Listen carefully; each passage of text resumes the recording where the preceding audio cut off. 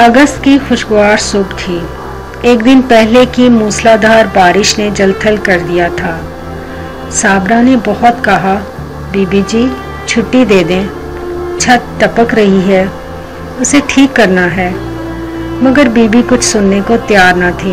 भाई अभी तो ईद पर 3 छुट्टियां दी हैं, अब मजीद नहीं मिलेंगी। साबरा ये सुनकर खामोश हो गई। वो अपने छोटे बेटे करमू के साथ झंडियां भी लगाना चाहती थी। उसने जिद करके बगैर धागे वाली पूरी 50 झंडियां खरीदी थी।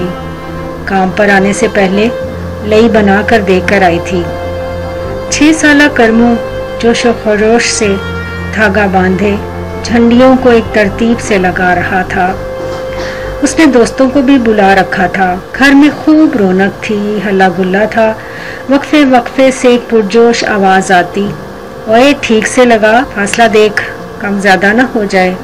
देखिए यार कोई झंडी नीचे ना गिरे। माँ कहती है इनका एहतराम करना चाहिए। चल जल्दी काम खत्म कर।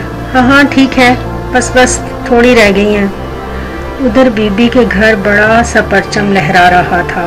उसने इरादा किया कि वापसी पर अपने बेटे के लिए झंडा लेगी। मेरा करमू कितना खुश होगा, उसकी खुशी ही तो मेरा सरमाया है। जब से घर वाला पिछले आने वाले सैलाब की नजर हुआ था, करमू ही उसकी उम्मीदों का मरकज था और जीने का सहारा भी। बीबी ने छुट्टी तो न दी, अलबत्ता तनख्वाह एडवांस देने के लिए तैयार हो गई। साबरा ने ये भी गनीमत जाना और काम में जुट गई। उसका ध्यान अब भी बेटे की तरफ था। झल्ला न हुए थे, अभी तक झंडियां ही ठीक कर रहा होगा, अपने दोस्तों को बुला बुला कर दिखा रहा होगा। शोखा ममता भरी मुस्कुराहट उसके चेहरे पर दर आई। काम खत्म करके सीधी बाजार गई, झंडा खरीदा। इस दौरान आंधी तूफान के झक्कड़ चलने लगे, साथ ही तेज बारिश शुरू हो गई। उसने झंडे को बारिश से बचाने के लिए अपने गिर लिपटी चादर के अंदर कर लिया। सड़क से उतरकर घर की तरफ जाने वाला मोड़ जो ही मुड़ी, सामने रश नजर आया। या अल्लाह खैर, ये इतने लोग क्यों जमा हैं? उसका दिल जोर से धड़का। दाखिली दरवाजे से अंदर जाते ही उसने देखा कमरे की छत गिर चुकी थी।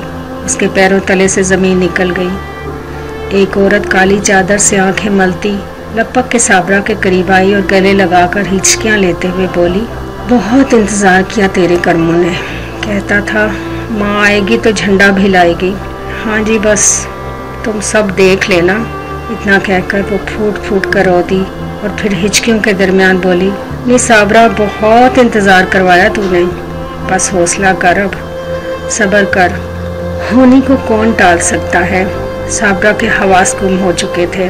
फिर वो अचानक चलाई, खबरदार कोई ना मातम करे, मेरा बेटा शहीद है, ये जिंदा है। फिर आहिस्ता आहिस्ता चलती मैयत के करीब आई। एक झंडी अभी भी नन्हे हाथों में दबी हुई थी। उसने माथा चूमा और बेटे को परचम में लपेट दिया।